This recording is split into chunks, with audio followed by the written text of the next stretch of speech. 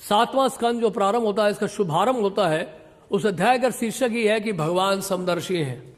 तो परीक्षित महाराज को ये प्रश्न इसलिए पूछना पड़ा, अगर भगवान समदर्शी हैं तो ऐसा प्रतीत होता है कि कई बार वो पक्षपात करते हैं और भक्तों का पक्ष लेते हैं। आगस्ता समुद्र मंथन के प्रसंग में देखिए, उसमें भी ऐसे प्रतीत होता है। तो कई ऐसी घटनाएं, कई ऐसी लीलाएं हैं जिसमें लगता है, और यहां महाभारत के युद्ध में तो बहुत लगता है ऐसा क्यों है? स्वाभाविक है भगवान के लिए, स्वाभाविक है एक माता के लिए, एक पिता के लिए, कि सबसे पहले अपने परिवार के सदस्यों का ही ध्यान रखेंगे। राजा के लिए स्वाभाविक है प्रजा का ध्यान तो रखना ही है, उसका कर्तव्य है, लेकिन विशेष स्नेह जरूर होता है उसको, अपना उसका स्नेह होता है अपने संतानों के लिए, अपने परिवार के लिए। वो पक्षपात नहीं है, स्वाभाविक। तो यहाँ पर सुखदेव गोस्वामी से परीक्षित महाराज ने प्रश्न पूछा, तो सुखदेव गोस्वामी बड़ा विस्तार से समझा रहे हैं। सुखदेव गोस्वामी कहते हैं कि जो प्रत्येक जीव है जो बद्धावस्था में है, वो प्रकृति के 3 गुणों के ऊपर अधीन है, सत्वगुण, रजोगुण, तमोगुण। और इस कारण से क्या होता है, वो द्वंद्व में रहता है हमेशा।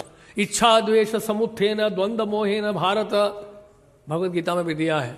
तो द्वंद्व बना रहता है संसार में, भौतिक जीवन में। और इस कारण से कभी कभी क्या होता है, सुख दुख, लाभ हानि, सर्दी गर्मी हम देखते हैं।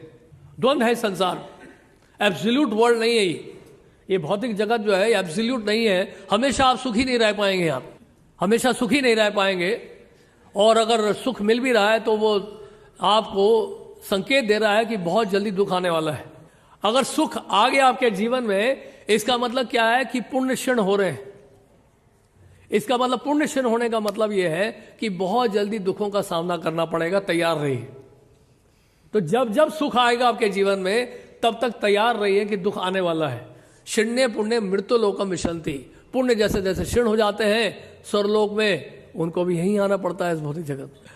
तो सुख दुख, लाभ हानि, सर्दी गर्मी, ये संसार का नियम है, प्रकृति का नियम है। इसको टाला नहीं जा सकता है, किसी के लिए संभव नहीं है भौतिक जगत में। लेकिन बता रहे हैं, सुखदेव गोस्वामी बता रहे हैं कि परम भगवान वो प्रकृति के अधीन नहीं है, गुणों के अधीन नहीं है, प्रकृति उनके अधीन है।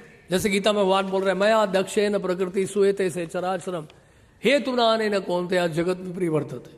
भगवान बता रहे हैं, ये अध्यक्षता मेरे ये जो भौतिक जगत है, ये प्रकृति है, मेरे अध्यक्षता में कार्य कर रही है।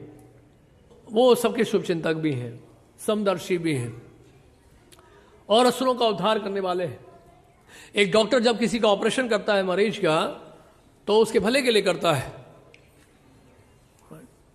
उसका दुश्मन नहीं है वो डॉक्टर। इसी तरह से असुर और राक्षसों का जब उनकी हत्या करते हैं या उनका उद्धार करते हैं भगवान, उनको जब मारते हैं भगवान, संहार करते हैं उनका, तो उनका उद्धार होता है, वो मुक्त हो जाते हैं। पूतना को भगवान श्री कृष्ण ने माता का स्थान दे दिया, केवल मुक्ति नहीं किया, गोलोक वृंदावन में धात्री का स्थान मिल गया पूतना को।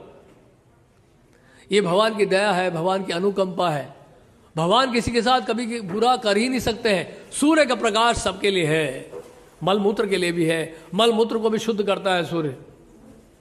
लेकिन गलती हमारी है, कमरे के अंदर बैठे रहेंगे एसी चलाकर, पर्दा डाल के अंधेरा कर दे चारों तरफ, तो गलती जो है सूर्य की नहीं। एक घर में हम गए थे प्रोग्राम करने के लिए गुड़गांव में, वो जो अपार्टमेंट्स हैं, आप हैरान हो जाएंगे, एक भी खिड़की नहीं है घर में। वो जो अपार्टमेंट्स बनाए गए बिना खिड़कियों के बनाए गए। ऐसा क्यों? क्योंकि एसी से ही चलता है पूरा बिल्डिंग, 24 घंटे एसी चलता है, 24 घंटे लाइटें चलती।